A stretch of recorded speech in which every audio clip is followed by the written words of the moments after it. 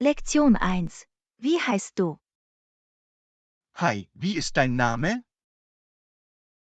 Ich bin Anna. Und du? Ich bin John. Schön dich kennenzulernen, Anna. War auch nett, dich kennenzulernen, John. Woher kommst du, Anna? Ich komme aus Deutschland. Wie steht's mit dir? Ich komme aus den Vereinigten Staaten. Das ist interessant.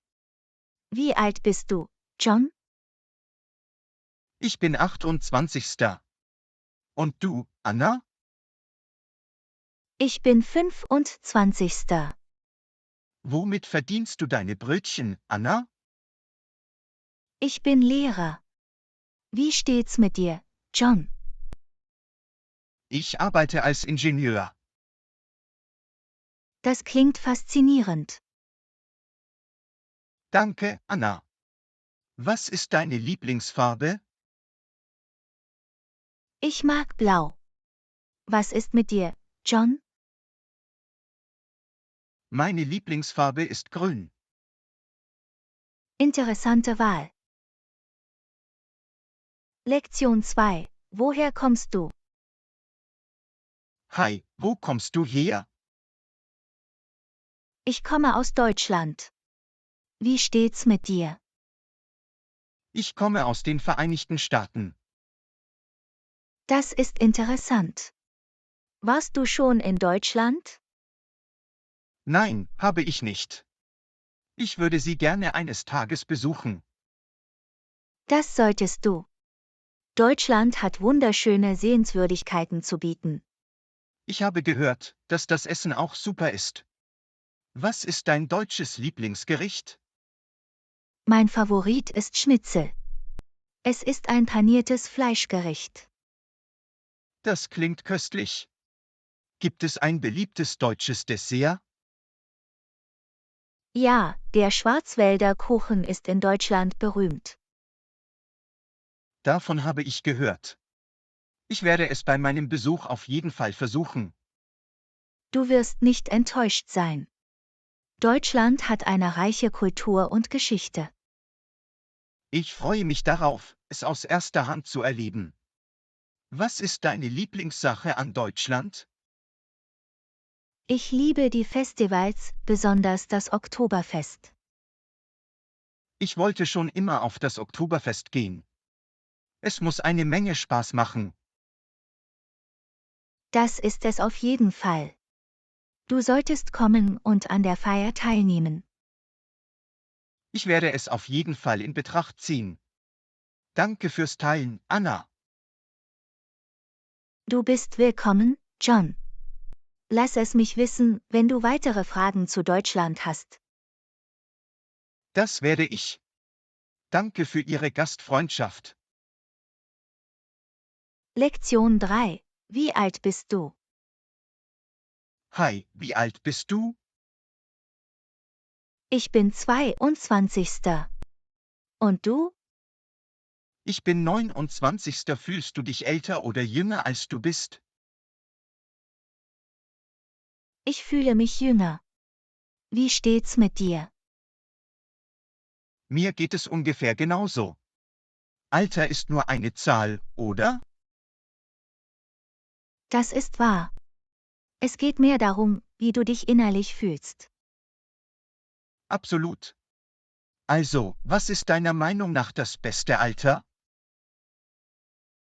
Ich denke, jedes Zeitalter hat seine eigene Schönheit und seine eigenen Erfahrungen. Ich stimme zu. Jedes Zeitalter erweckt etwas Einzigartiges zum Leben. Definitiv. Das ist alles Teil der Reise. Lektion 4. Was ist deine Lieblingsfarbe? Hi, was ist deine Lieblingsfarbe? Meine Lieblingsfarbe ist blau. Was ist mit dir? Ich mag grün. Was magst du an der Farbe Blau? Blau erinnert mich an den Ozean und vermittelt ein Gefühl der Ruhe. Grün lässt mich an Natur und Frische denken. Wie steht's mit dir? Das klingt erfrischend. Mir gefällt, wie Grün für Wachstum und Vitalität steht. Blau und Grün sind beide beruhigende Farben. Hast du eine Farbe, die dir am wenigsten gefällt? Ich bin kein großer Fan von Orange. Es fühlt sich für meinen Geschmack zu lebendig an. Was ist mit dir? Ich mag Braun nicht besonders. Mir kommt es ein bisschen langweilig vor. Farbpräferenzen können von Person zu Person variieren. Es ist interessant, nicht wahr? Absolut. Jeder hat seine eigenen Vorlieben. Es trägt zur Schönheit der Vielfalt bei. In der Tat. Farben können unterschiedliche Emotionen hervorrufen und unterschiedliche Bedeutungen haben. Lektion 5. Womit verdienst du deine Brötchen? Hi, womit verdienst du deine Brötchen? Ich arbeite in einer Marketingagentur. Wie steht's mit dir? Ich bin Ingenieur. Was gefällt Ihnen an Ihrem Job am meisten? Ich liebe die Kreativität und Problemlösung im Marketing. Das klingt interessant. Was sind Ihre Hauptaufgaben? Ich kümmere mich um Social-Media-Kampagnen und analysiere Markttrends. Das ist eine entscheidende Rolle. Wie steht's mit dir? Was macht ein Ingenieur? Ingenieure entwerfen und bauen Dinge wie Strukturen oder Maschinen. Ich finde es lohnend, Ideen durch Technik zum Leben zu erwecken. Lektion 6. Ich arbeite in einer Marketingagentur. Hi, schön dich wiederzusehen. Wie läuft die Arbeit? Es läuft gut. Ich arbeite in einer Marketingagentur. Das klingt aufregend. Auf welche Art von Marketing spezialisieren Sie sich? Wir konzentrieren uns auf digitales Marketing und Social-Media-Kampagnen. Das ist ein wichtiger Bereich im heutigen digitalen Zeitalter. Was ist deine Rolle in der Agentur? Ich bin ein Inhaltsersteller. Ich schreibe und gestalte ansprechende Inhalte für Kunden. Das ist großartig. Kreativität muss ein großer Teil Ihres Jobs sein. Ja, ist es. Es macht mir Spaß, innovative Ideen für unsere Kunden zu entwickeln. Ich kann mir vorstellen. Beim Marketing geht es darum, Aufmerksamkeit zu erregen und sich abzuheben. Genau. Es ist ein dynamisches Feld, das ständige Anpassung erfordert. Was findest du am schwierigsten an der Arbeit in einer Marketingagentur? Es kann eine Herausforderung sein, mit den sich ständig ändernden Trends und Algorithmen Schritt zu halten. Ich kann mir vorstellen, dass das kontinuierliches Lernen und die ständige Aktualisierung erfordern würde. Definitiv. Es ist wichtig, in der digitalen Welt immer einen Schritt voraus zu sein. Wie messen Sie den Erfolg in Ihrer Rolle? Wir verfolgen wichtige Leistungsindikatoren, KPIs, wie Engagement und Konversionen. Es ist wichtig, messbare Ergebnisse zu haben, um die Effektivität von Kampagnen zu messen. Absolut. Es hilft uns, Strategien zu optimieren und bessere Ergebnisse für Kunden zu erzielen. Es klingt nach einem schnelllebigen und lohnenden Bereich, in dem man tätig sein kann. Ja, es kann intensiv sein, aber ich finde es erfüllend, die Wirkung unserer Arbeit zu sehen. Das ist wunderbar. Ich freue mich, dass dir deine Arbeit in der Marketingagentur Spaß macht. Lektion 7. Was sind Ihre Karriereziele? Hallo, was sind deine Karriereziele? Mein Ziel ist es, Marketingmanager zu werden. Das ist großartig. Wie wollen Sie das erreichen? Ich möchte mehr Erfahrung sammeln und Führungsrollen übernehmen. Es wird wichtig sein, Ihre Fähigkeiten und Ihr Fachwissen weiterzuentwickeln. Ja, Kontinuierliches Lernen und berufliches Wachstum sind entscheidend. Haben Sie spezielle Bereiche, auf die Sie sich spezialisieren möchten? Ich möchte mich auf digitales Marketing und Datenanalyse konzentrieren. Das ist eine kluge Wahl. Diese Fähigkeiten sind sehr gefragt. Danke. Was ist mit dir, John? Was sind deine Karriereziele? Ich strebe danach, Projektmanager in meinem Bereich zu werden.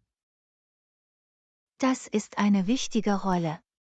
Wie planen Sie, diese Position zu erreichen? Ich arbeite daran, meine Führungs- und Kommunikationsfähigkeiten zu verbessern. Das ist wichtig, um Teams und Projekte effektiv zu verwalten. Ja, ich glaube, dass starke zwischenmenschliche Fähigkeiten in jeder Führungsrolle von entscheidender Bedeutung sind. Absolut. Viel Glück beim Erreichen deiner Karriereziele, John. Danke, Anna. Dir auch? Unterstützen wir uns dabei gegenseitig. Lektion 8. Was machst du gerne in deiner Freizeit? Hallo, was machst du gerne in deiner Freizeit? Ich lese gerne Bücher und gehe spazieren. Wie steht's mit dir? Ich liebe es, Basketball zu spielen und Musik zu hören. Das klingt lustig. Spielst du Basketball mit Freunden? Ja, ich spiele oft mit einer Gruppe von Freunden am örtlichen Gericht. Das muss eine großartige Möglichkeit sein, aktiv zu bleiben und Kontakte zu knüpfen. Absolut. Es ist eine unterhaltsame und wettbewerbsfähige Art, sich zu entspannen. Und welche Art von Büchern liest du gerne? Ich bin ein Fan von Fantasy-Romanen und Science-Fiction. Diese Genres bieten viel Fantasie und Realitätsflucht. Ja, sie entführen mich in verschiedene Welten und beflügeln meine Kreativität. Das ist wunderbar. Lesen ist eine fantastische Möglichkeit, sich zu entspannen und zu lernen. Das ist es auf jeden Fall. Was macht dir am Gehen am meisten Spaß? Ich liebe es, draußen zu sein und neue Orte zu Fuß zu erkunden. Beim Gehen können Sie die Schönheit der Natur schätzen, oder? Ja, es ist eine friedliche und erfrischende Erfahrung für mich. Das ist großartig. Wir alle brauchen Momente der Ruhe in unserem Leben. Absolut. Es hilft, den Kopf frei zu bekommen und das Gleichgewicht zu finden. Dem könnte ich nicht mehr zustimmen. Es ist wichtig, der Selbstfürsorge Priorität einzuräumen. In der Tat. Aktivitäten zu finden, die wir lieben, ist der Schlüssel zu einem erfüllten Leben. Gut gesagt, Anna. Nehmen wir uns weiterhin Zeit für unsere Hobbys. Definitiv, John. Das Leben ist besser, wenn wir tun, was uns Freude macht. Lektion 9. Magst du Sport? Hi, magst du Sport? Nicht wirklich, ich mag eher Kunst und Musik. Wie steht's mit dir? Ja, ich liebe Sport. Ich spiele und beobachte sie. Welche Sportarten spielst du gerne? Ich spiele am liebsten Basketball und Fußball. Das ist großartig. Spielst du sie mit Freunden oder in einem Team? Ich spiele Basketball mit Freunden und Fußball in einer lokalen Mannschaft. Sport kann eine großartige Möglichkeit sein, fit zu bleiben und Spaß zu haben. Definitiv. Es ist auch eine gute Möglichkeit, sich mit anderen zu verbinden. Ich kann sehen, wie Teamsportarten starke Verbindungen aufbauen können. Ja, Teamwork und Kameradschaft sind im Sport wichtig. Welche Sportarten schaust du gerne? Ich schaue gerne Basketball, Fußball und American Football. Sport zu schauen kann aufregend sein, besonders bei Meisterschaften. Ja, die Atmosphäre und die Vorfreude sind unglaublich. Ich kann die Leidenschaft und das Können von Sportlern schätzen. Sport kann auch wertvolle Lektionen fürs Leben vermitteln, wie Disziplin und Ausdauer. Das ist wahr. Sport hat die Möglichkeit, Menschen zusammenzubringen. Absolut. Sie haben eine eigene Universalsprache. Auch wenn ich kein Sportfan bin, kann ich ihren Reiz verstehen. Das ist völlig in Ordnung. Wir haben alle unterschiedliche Interessen und Leidenschaften. In der Tat. Das macht uns einzigartig und vielfältig. Genau. Also, was ist deine liebste Kunst- oder Musikform? Ich male gerne und höre gerne klassische Musik. Das klingt wunderbar. Kunst und Musik haben ihre eigene Schönheit und ihren eigenen Ausdruck. Das tun sie definitiv. Es ist eine Freude, in sie einzutauchen.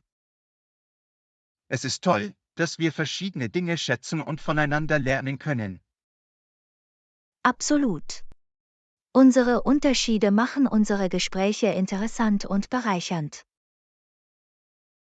Dem stimme ich nicht mehr zu, Anna. Lasst uns weiterhin gemeinsam teilen und lernen. Lektion 10. Was ist dein Lieblingshobby? Hi, was ist dein Lieblingshobby? Mein Lieblingshobby ist Malen. Wie steht's mit dir? Ich spiele gerne Gitarre. Was magst du am Malen? Ich liebe es, mich durch Farben auszudrücken und etwas Einzigartiges zu kreieren. Das ist wunderschön. Malen ermöglicht es Ihnen, Ihrer Kreativität freien Lauf zu lassen. Ja, es ist für mich eine Form der Entspannung und Selbstdarstellung. Das ist wunderbar. Hast du ein Lieblingsfach oder einen Lieblingsstil? Ich male gerne Landschaften und verwende lebendige Farben. Das klingt wunderbar. Die Natur kann eine großartige Inspiration sein. Definitiv. Es gibt mir ein Gefühl von Frieden und Inspiration. Und was gefällt dir am Gitarrenspielen? Ich liebe die Melodie und den Rhythmus, den es erzeugt.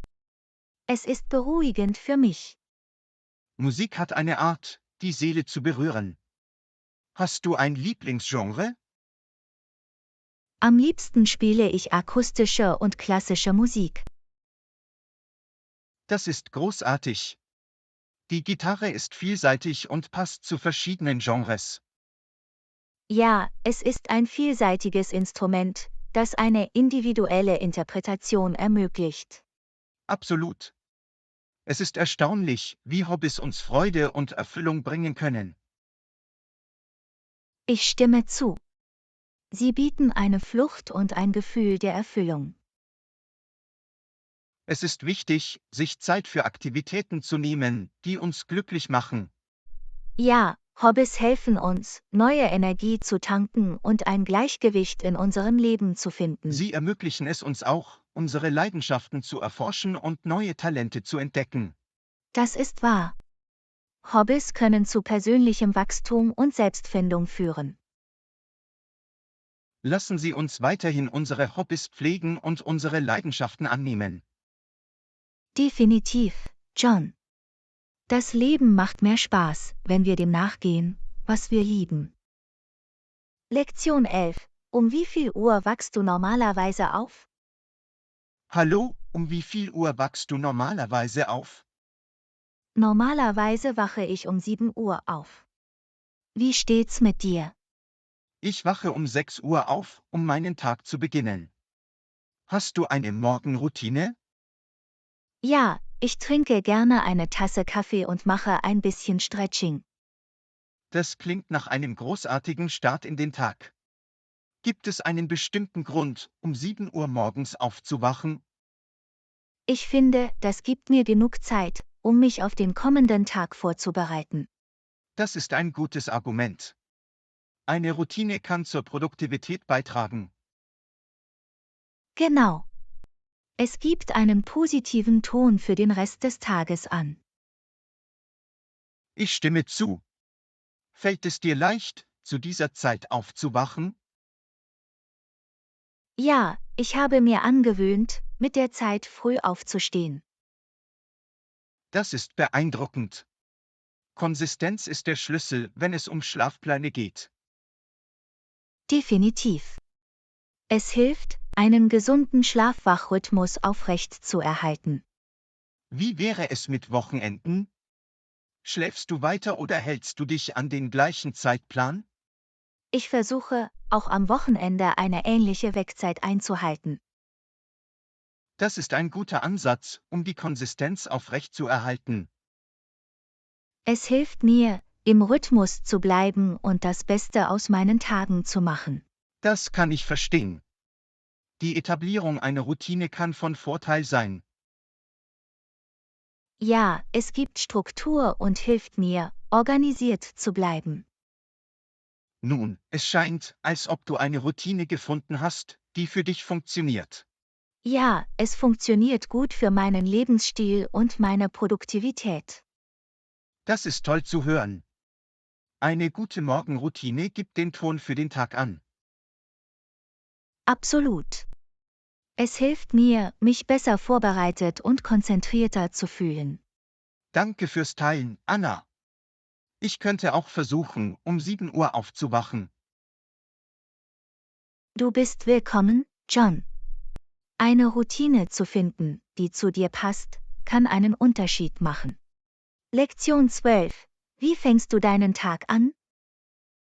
Hi, wie fängst du deinen Tag an? Ich beginne meinen Tag mit einem gesunden Frühstück. Wie steht's mit dir? Ich beginne meinen Tag gerne mit etwas leichtem Training. Das ist eine großartige Möglichkeit, sich morgens mit Energie zu versorgen. Ja, es hilft mir, mich wach und bereit für den Tag zu fühlen. Haben Sie eine bestimmte Trainingsroutine, der Sie folgen? Normalerweise gehe ich zu Hause joggen oder dehne mich. Das klingt nach einer guten Möglichkeit, Ihren Körper in Bewegung zu bringen. Es ist wichtig, aktiv zu bleiben und auf unsere Gesundheit zu achten. Ich stimme zu. Bewegung hat viele Vorteile für unser Wohlbefinden. Nach dem Training dusche ich gerne und ziehe mich an. Das ist eine nette Art, sich zu erfrischen und sich auf den Tag vorzubereiten. Es hilft mir, mich wacher und bereit zu fühlen, Aufgaben anzugehen. Ich erstelle gerne eine To-Do-Liste, um meine Aufgaben zu priorisieren. Das ist eine großartige Möglichkeit, organisiert und konzentriert zu bleiben. Ja, es hilft mir, auf Kurs zu bleiben und produktiv zu sein. Hast du irgendwelche speziellen Morgenrituale oder Gewohnheiten? Ich trinke gerne eine Tasse Tee, während ich ein Buch lese. Das klingt nach einer friedlichen und angenehmen Art, den Tag zu beginnen. Es hilft mir, mich zu entspannen und einen positiven Ton für den Morgen festzulegen. Das ist wunderbar. Es ist wichtig, Momente der Ruhe zu finden. Absolut. Es hilft, die Hektik des Tages auszugleichen. Nun, du scheinst eine tolle Morgenroutine zu haben, Anna. Danke, John. Es funktioniert gut für mich. Wie steht's mit dir? Ich denke, Bewegung zu integrieren und mich zu organisieren, ist für mich der Schlüssel. Das ist großartig, John.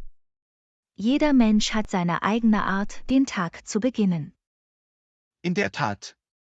Es geht darum herauszufinden, was für uns individuell am besten funktioniert. Genau. Lassen Sie uns weiterhin unser Wohlbefinden und unsere Produktivität in den Vordergrund stellen. Absolut, Anna. Auf einen positiven Start in den Tag. Lektion 13. wie sieht deine Morgenroutine aus? Hi, wie sieht deine Morgenroutine aus? Ich wache auf, putze mir die Zähne und wasche mein Gesicht. Das ist ein guter Start in den Tag. Was kommt als nächstes? Ich frühstücke schnell und mache mir eine Tasse Kaffee. Frühstück und Kaffee sind wichtig für Energie. Was machst du danach? Ich ziehe mich an und meditiere ein paar Minuten. Meditation kann helfen, sich zu konzentrieren und zu entspannen. Irgendwelche anderen Aktivitäten? Ich checke meine E-Mails und erstelle eine To-Do-Liste für den Tag. Es ist wichtig, organisiert zu bleiben. Wie wäre es mit Bewegung? Ich mache zu Hause leichtes Stretching oder Yoga. Dehnen ist eine großartige Möglichkeit, den Körper aufzuwecken. Sonst noch etwas? Bevor ich gehe, sammle ich meine Sachen und mache mich auf den Weg. Das klingt nach einer einfachen und effizienten Morgenroutine. Ja, es hilft mir, mich für den Tag vorbereitet und bereit zu fühlen. Es ist wichtig, eine Routine festzulegen, die für Sie funktioniert. Absolut. Es gibt einen positiven Ton für den Rest des Tages an. Danke fürs Teilen, Anna. Vielleicht nehme ich etwas von deiner Routine auf. Du bist willkommen, John. Es ist von Vorteil, eine Routine zu finden, die zu Ihnen passt. Lektion 14. Was machst du, bevor du ins Bett gehst? Hi, was machst du vor dem Schlafengehen? Ich mag es, mich zu entspannen, indem ich ein Buch lese. Lesen kann eine großartige Möglichkeit sein, sich zu entspannen. Gibt es ein bestimmtes Genre, das dir Spaß macht? Ich mag Belletristik und Kriminalromane am meisten. Das klingt faszinierend. Lesen kann Sie in verschiedene Welten entführen. Ja, es hilft mir, mich vom Stress des Tages zu lösen. Hast du eine bestimmte Zeit, zu der du gerne ins Bett gehst? Ich versuche gegen 22 Uhr ins Bett zu gehen. Was ist mit dir? Ich versuche, bis 23 Uhr zu schlafen, um eine gute Nachtruhe zu haben. Das ist ein gutes Ziel. Ausreichender Schlaf ist wichtig für das allgemeine Wohlbefinden. Absolut. Es hilft uns, neue Energie zu tanken und produktiver zu sein. Vor dem Schlafengehen dimme ich auch gerne das Licht und schaffe eine ruhige Atmosphäre. Das ist eine gute Praxis. Die Schaffung einer beruhigenden Umgebung kann den Schlaf fördern. Ja, es hilft meinem Körper zu signalisieren, dass es Zeit ist, sich zu entspannen und zu erholen. Hast du noch andere Rituale oder Gewohnheiten vor dem Schlafengehen? Ich mache ein paar Minuten Stretching oder sanftes Yoga. Dehnen kann helfen, Verspannungen zu lösen und den Körper auf Ruhe vorzubereiten. Genau. Es hilft mir, meine Muskeln zu entspannen und meinen Geist zu beruhigen. Das ist großartig. Es ist wichtig, Rituale zu finden, die für dich funktionieren. In der Tat.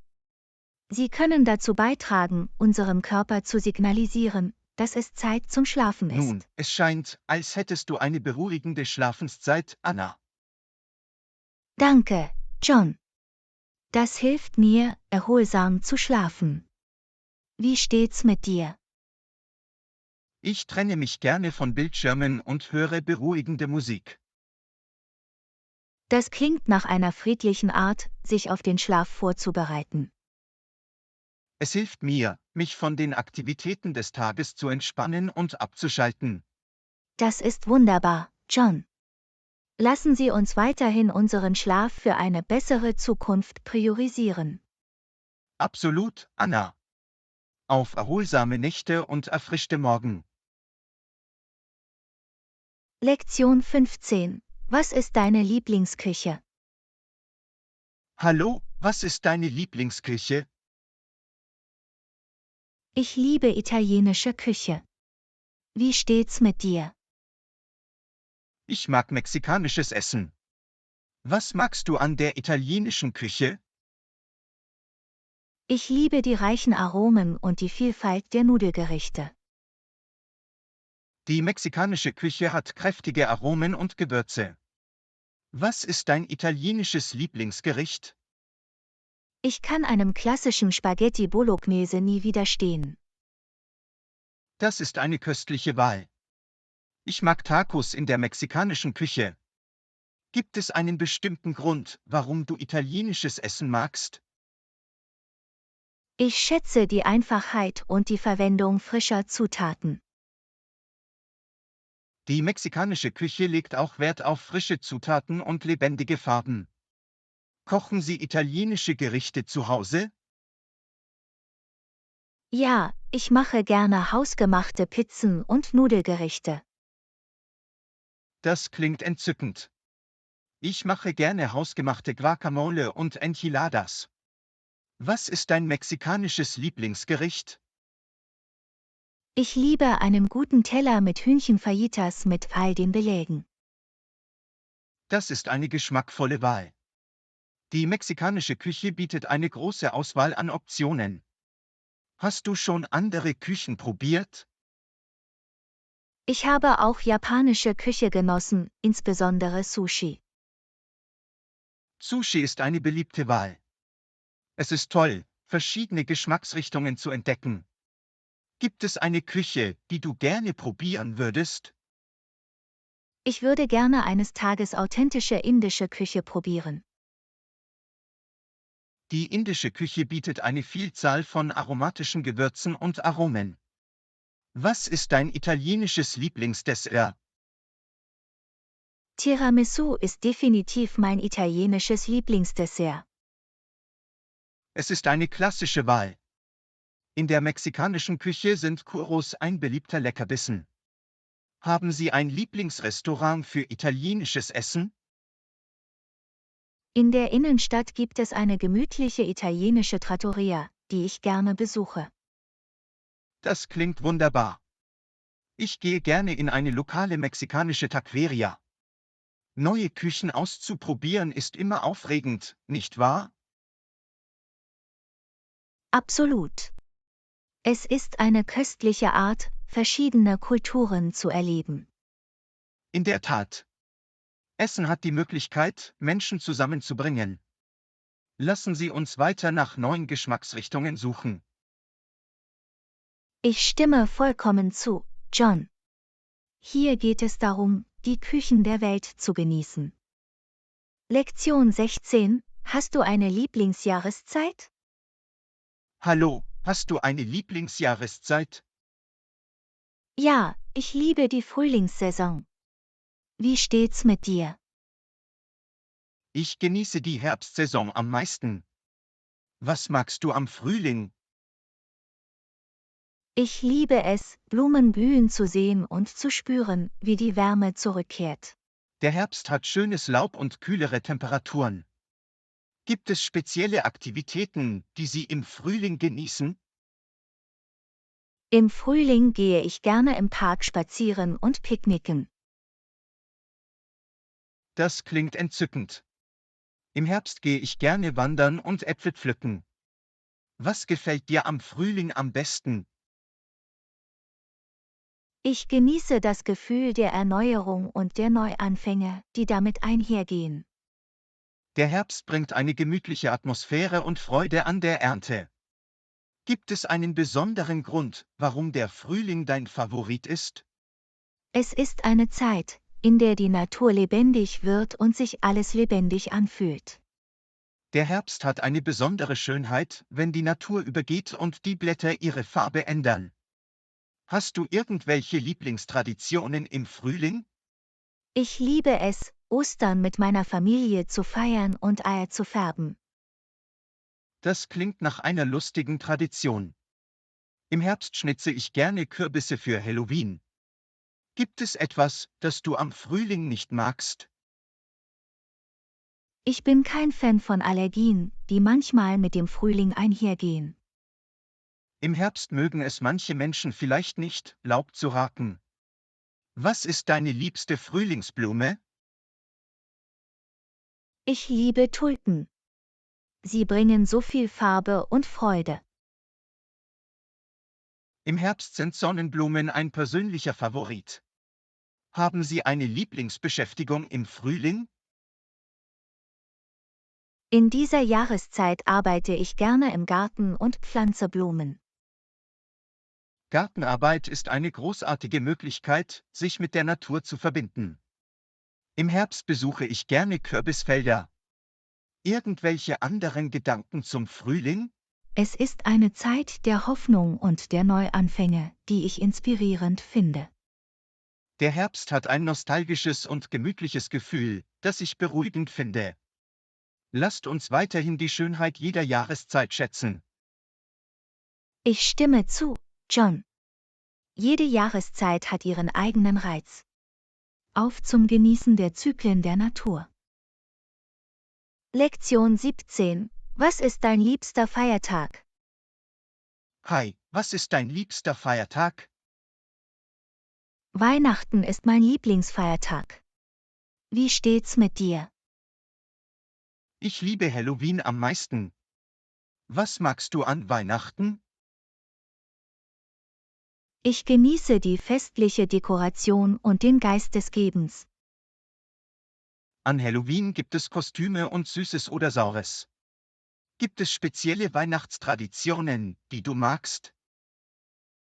Ich liebe es, den Weihnachtsbaum zu schmücken und Festtagskekse zu backen. An Halloween gibt es Kürbisschnitzereien und gruselige Filmmarathons. Was ist deine Lieblingssache an Weihnachten? Ich liebe es, Zeit mit der Familie zu verbringen und Geschenke auszutauschen. Halloween hat eine lustige und verspielte Atmosphäre. Gibt es einen bestimmten Grund, warum Weihnachten dein Favorit ist? Es ist eine Zeit der Wärme, Liebe und geschätzter Traditionen. Halloween ermöglicht Kreativität und lässt ihrer Fantasie freien Lauf. Hast du irgendwelche Lieblingsweihnachtsfilme? Ich schaue gerne Home Alone und It's a Wonderful Life.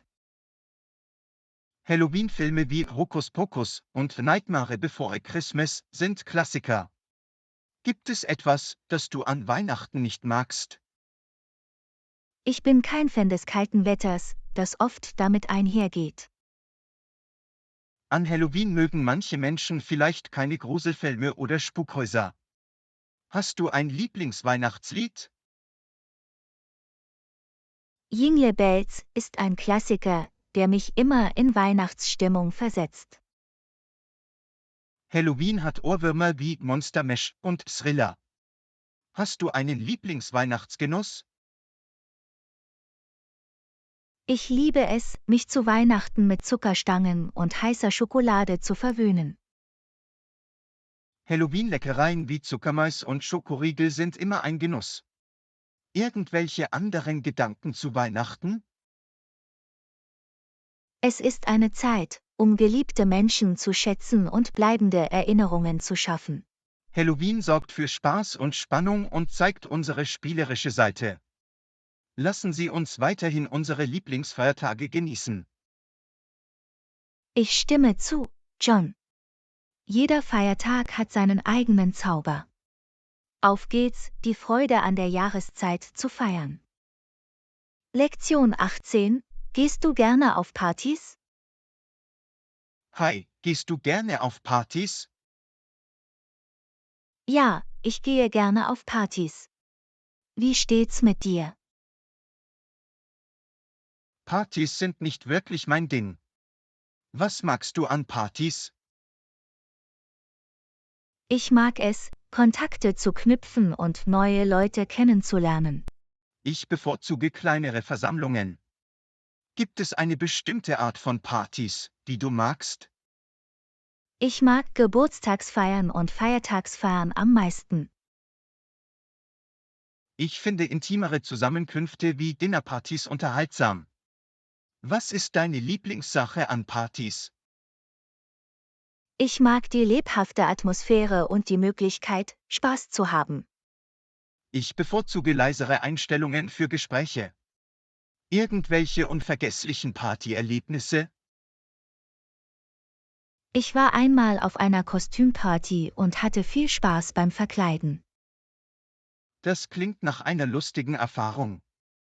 Ich bevorzuge ungezwungene Zusammenkünfte. Gibt es etwas, das du an Partys nicht magst? Manchmal kann es für meinen Geschmack zu voll oder laut werden. Das kann ich nachvollziehen. Der Geräuschpegel kann für mich überwältigend sein. Hast du ein Lieblingspartyspiel? Ich spiele gerne Charaden und Quizspiele auf Partys.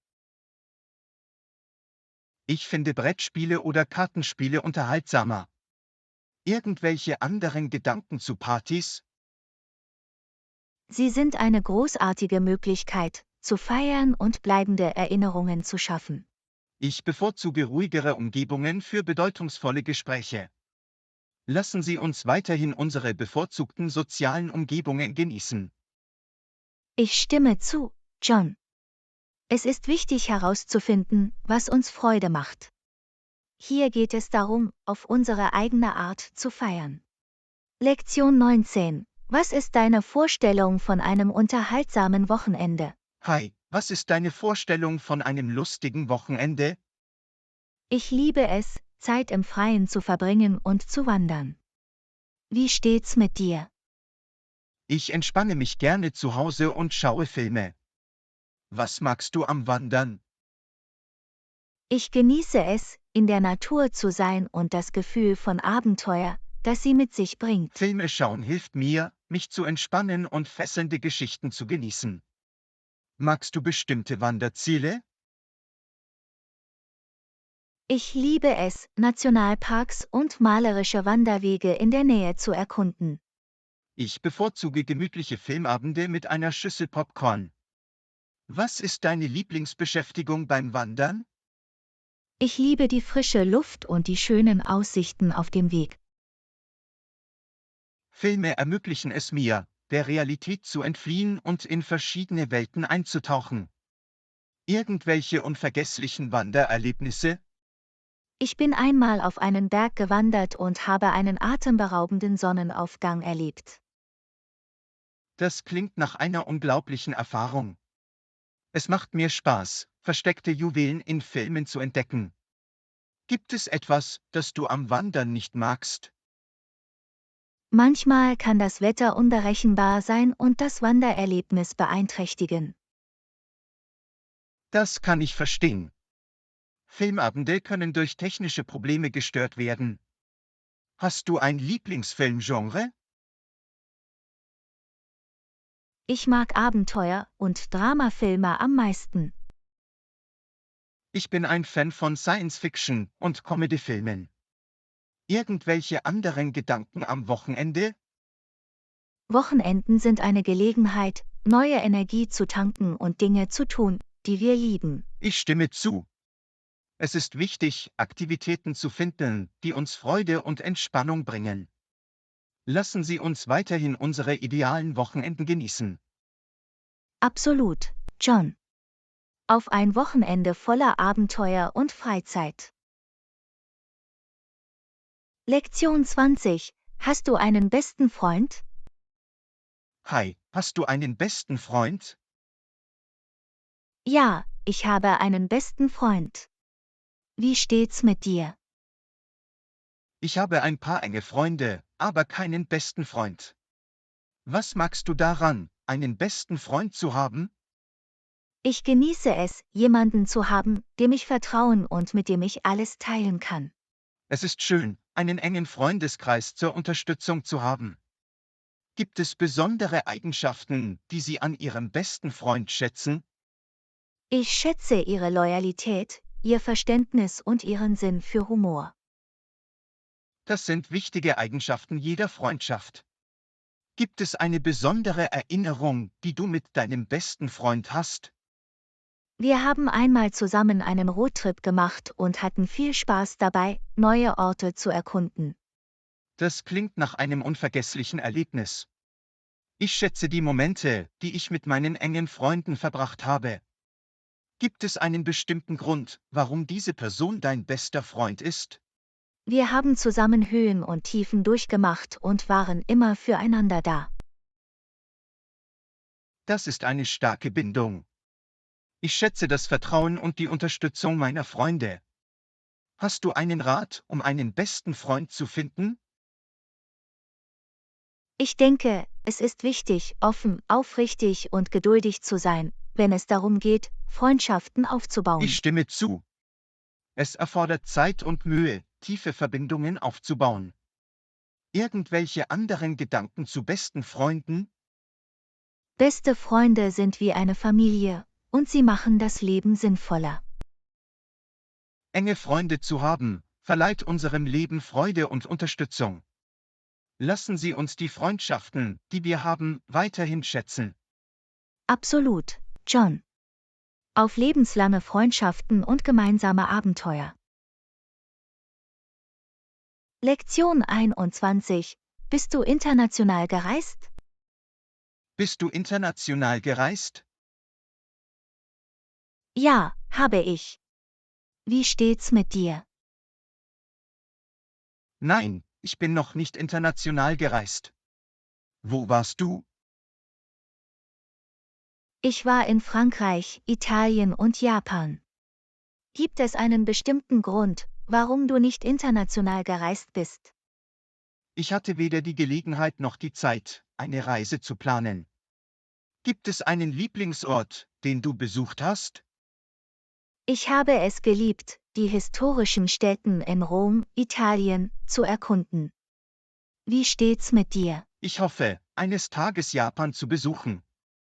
Irgendwelche unvergesslichen Erlebnisse von Ihren internationalen Reisen?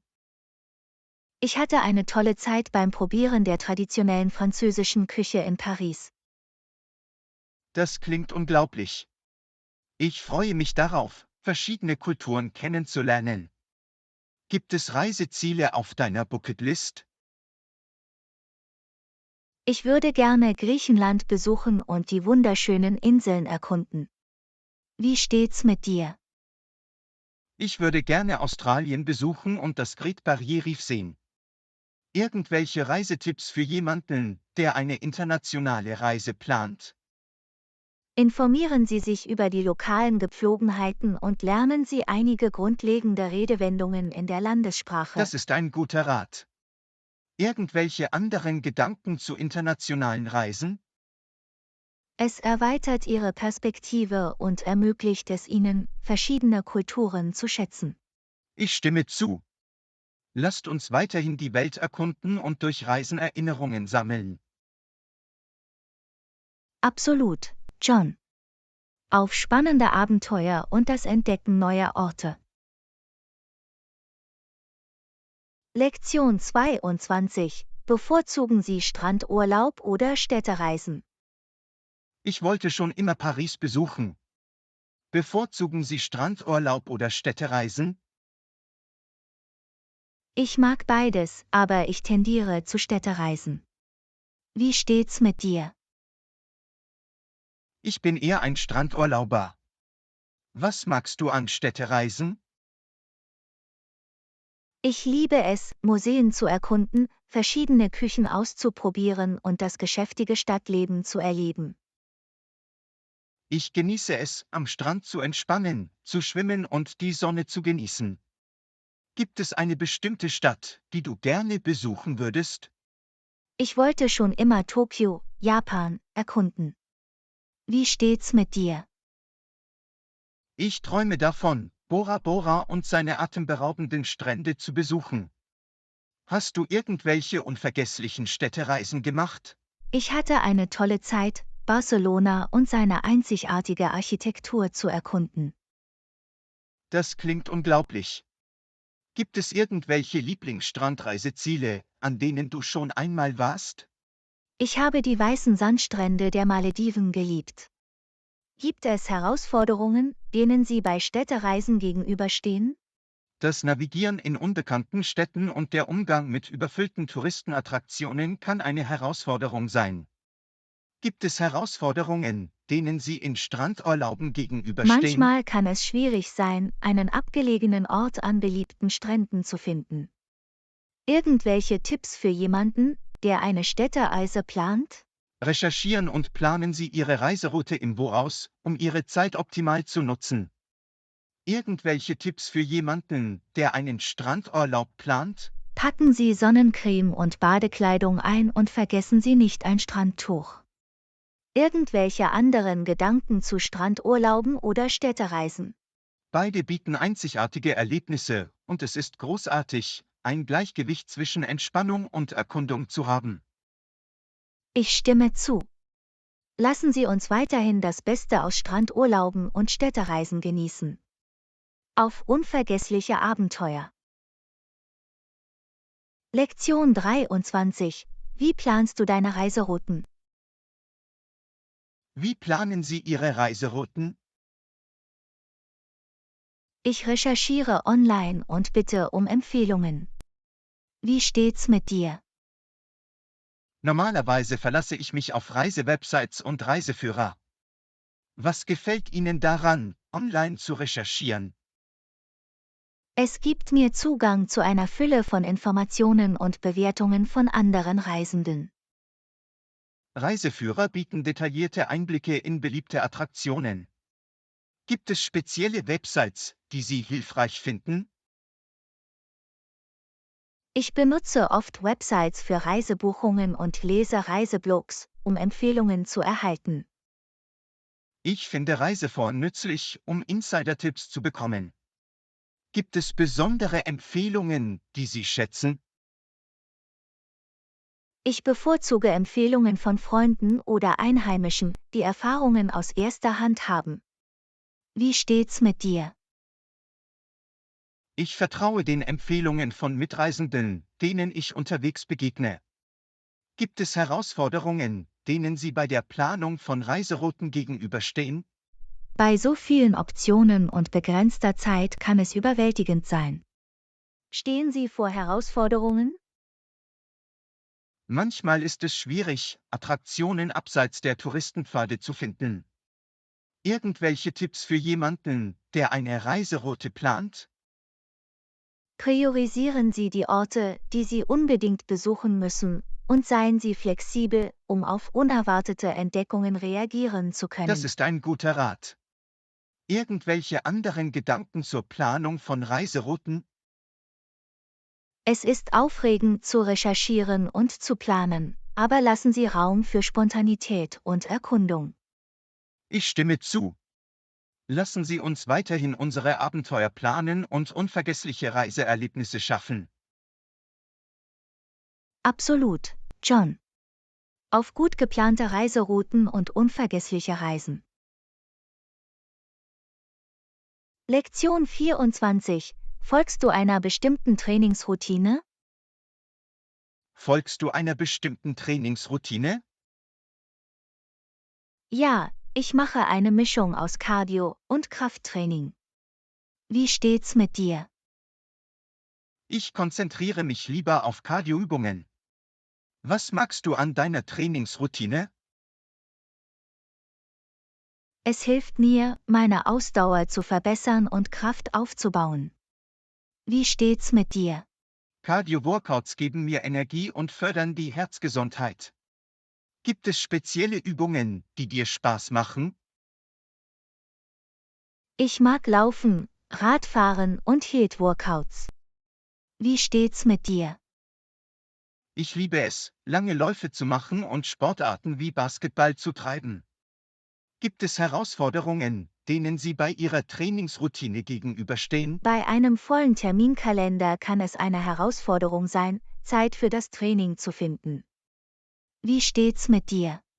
Manchmal kann es schwierig sein, motiviert zu bleiben, regelmäßig Sport zu treiben. Irgendwelche Tipps für jemanden, der eine Trainingsroutine beginnen möchte? Beginne mit Aktivitäten, die dir Spaß machen, und setze dir realistische Ziele. Konsistenz ist der Schlüssel. Wie steht's mit dir? Ich finde es hilfreich, bestimmte Trainingszeiten festzulegen und einen Trainingspartner zu finden, der die Verantwortung übernimmt. Irgendwelche anderen Gedanken zu Fitness und Bewegung? Es ist wichtig, auf Ihren Körper zu hören und dem allgemeinen Wohlbefinden Priorität einzuräumen. Lasst uns weiterhin aktiv bleiben und auf uns selbst aufpassen. Ich stimme zu. Auf einen gesunden und aktiven Lebensstil. Lektion 25. Bist du ein Fan von Outdoor-Aktivitäten? Bist du ein Fan von Outdoor-Aktivitäten? Ja, ich liebe Wandern und Radfahren. Wie steht's mit dir? Ich mag auch Outdoor-Aktivitäten. Was magst du am Wandern? Ich liebe es, von der Natur umgeben zu sein und das Gefühl von Abenteuer, das sie mit sich bringt. Radfahren ist meine Lieblingsbeschäftigung im Freien. Was gefällt dir daran? Radfahren ermöglicht es mir, neue Orte zu erkunden und gleichzeitig aktiv zu bleiben. Gibt es irgendwelche Lieblingswanderwege, auf denen du warst? Ich hatte eine tolle Erfahrung beim Wandern im Grand Canyon. Wie steht's mit dir? Ich habe es geliebt, in den Schweizer Alpen zu wandern. Hast du irgendwelche unvergesslichen Fahrradstrecken Ich habe es ausprobiert? genossen, entlang der Küste Kaliforniens zu radeln. Gibt es Herausforderungen, denen Sie bei Outdoor-Aktivitäten gegenüberstehen? Die Wetterbedingungen können manchmal die Pläne im Freien beeinflussen. Wie steht's mit dir? Die Suche nach geeigneten Radwegen kann manchmal eine Herausforderung sein. Irgendwelche Tipps für jemanden, der sich für Wandern oder Radfahren interessiert? Beginnen Sie mit anfängerfreundlichen Wanderwegen und achten Sie darauf, das Nötigste wie Wasser und Sonnencreme einzupacken. Das ist ein guter Rat. Irgendwelche anderen Gedanken zu Outdoor-Aktivitäten? Sie bieten eine großartige Möglichkeit, aktiv zu bleiben, sich mit der Natur zu verbinden und Stress abzubauen. Ich stimme zu. Lasst uns weiterhin die Natur genießen und neue Abenteuer erleben. Absolut, John. Auf spannende Wanderungen, spannende Fahrradtouren und unvergessliche Outdoor-Erlebnisse.